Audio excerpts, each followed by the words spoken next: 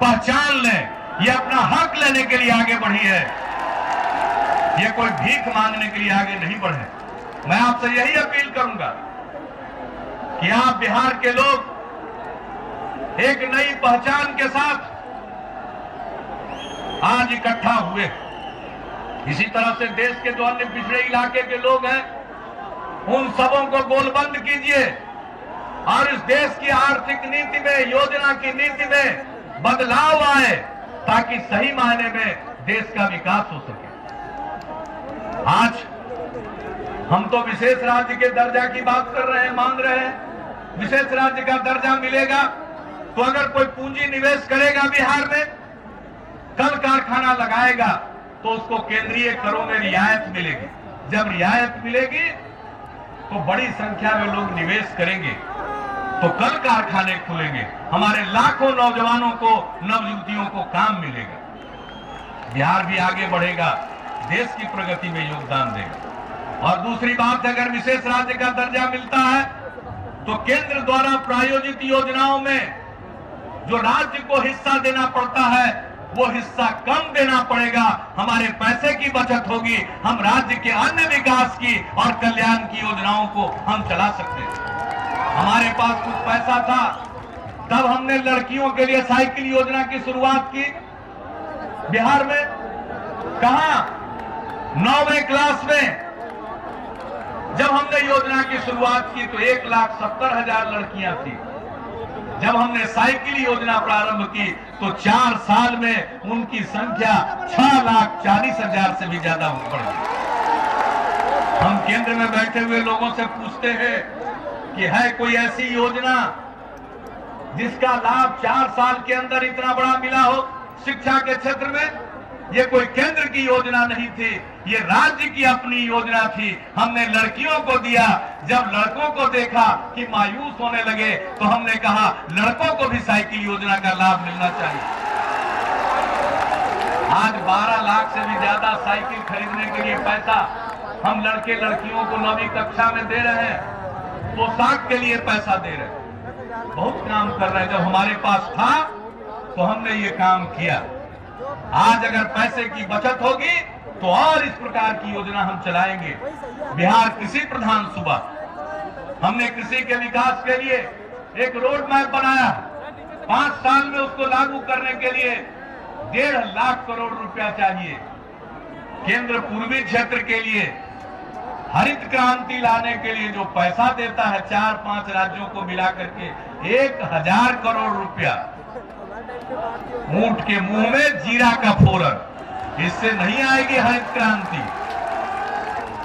आदरणीय राष्ट्रपति गए थे प्रणब बाबू, उन्होंने उद्घाटन किया हमारे कृषि रोड मैप की, उसकी सराहना की।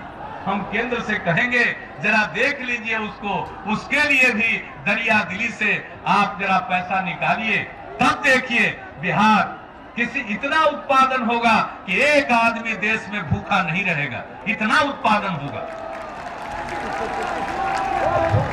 तो बहनों और भाइयों, हर चीज के लिए आज तो बिहार की उपेक्षा न जाने मैं क्या कहूं, हमारी कितनी उपेक्षा होती। अभी कुछ देर पहले बैनर लगाए हुए थे कुछ लोग, मैं देख रहा था, बैनर से धन्यवाद दे रहे थे। अलीगढ़ मुस्लिम विश्वविद्यालय की शाखा बिहार में किशनगंज में खुली, उसके लिए राज्य सरकार ने जमीन दिया, हम लोगों ने जमीन दे दिया।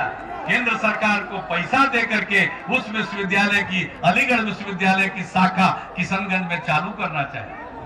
जब तक उनका कैंपस बनेगा तब तक के लिए और भी जो बन पड़ेगा, अगर कुछ और जगह की जरूरत होगी हम वो भी देंगे, लेकिन बिहार के लोगों को भी पढ़ने का हक है, विकास का हक है, पढ़ने का हक है। तो हमारी तो सब जगह उपेक्षा होती है। बिहार में भयंकर बाढ़ आई 2007 में, 2008 में, कोसी की त्रासदी, आदरणीय प्रधानमंत्री जाते हैं, राष्ट्रीय आपदा उसको घोषित करते हैं, लेकिन राहत के अलावे कुछ नहीं मिला। हमने कहा पुनर्निर्माण के लिए धनराशि मिलनी चाहिए, नहीं मिलती। सूखा पड़ता है, अलग से सहायता नहीं मिलती। बहुत सारे राज्यों को मिलती है, मुझे कोई एतराज नहीं, जरूर मिलना चाहिए। किसी भी राज्य में हमारे भाई और बहन हैं, तकलीफ में उन्हें मदद मिलनी चाहिए, लेकिन बिहार के लोग भी जब तकलीफ में रहे तो उनको भी तो मदद मिलनी चाहिए। क्या कसूर है बिहारियों का?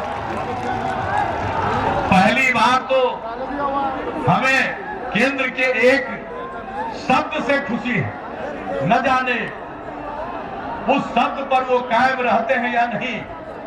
मैं तो यही कहूंगा कि वित्त मंत्री जी के बजट भाषण में जो कहा गया है, आर्थिक सर्वेक्षण में जो कहा गया है, उसके मुताबिक कदम बढ़ाइए, नहीं तो आज दिल्ली में तो ये झांकी है।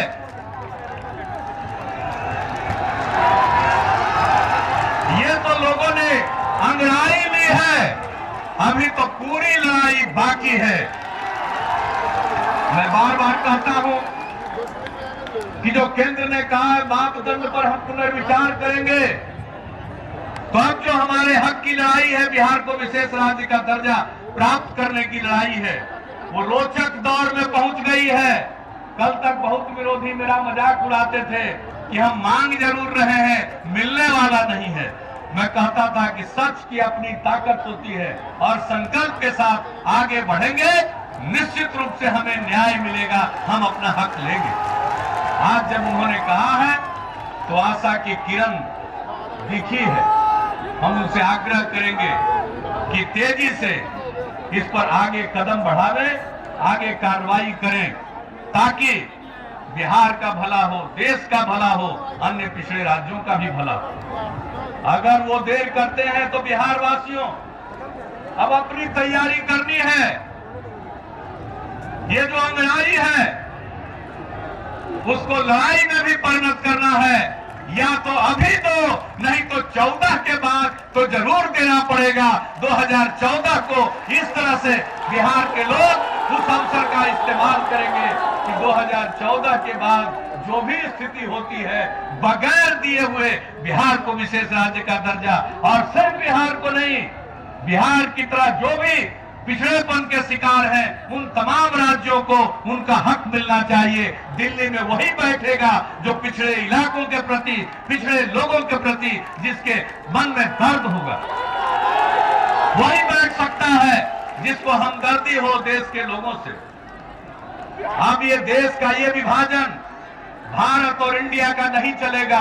हमें ये इंडिया और भारत का विभाजन मंजूर नहीं है। हमें तो एक हिंदुस्तान चाहिए, हर हिंदुस्तानी को अपने देश पर नाज हो, और उसके लिए जरूरी है एकजुट होइए। आज की रैली में जिस ढंग से धर्म, मजहब, जात सब चीज से ऊपर उठ करके आपने जबरदस्त हिस्सेदारी दिखाई है, उसी तरह से 14 में न बाएं देखना है, न दाएं देखना है, सीधे देखना है कि दिल्ली ऐसा हो जो हमारे ऊपर न्याय करे, हमारे साथ ठीक व्यवहार करे। तो इस तरह से बहनों और भाइयों, आज आपने संकल्प भी ले लिया और मुझे तो पूरा भरोसा है कि आज के बाद तेजी से हरकत होगी और जो बात कही गई है उसको अमली जामा पहनाया जाएगा। लेकिन अगर उसको अमली जामा नहीं पहनाया जाएगा तब बिहारी इतना बुद्धू नहीं है, वो सब चीज को समझता है कि सही में दिल से आवाज निकली है या नहीं निकली।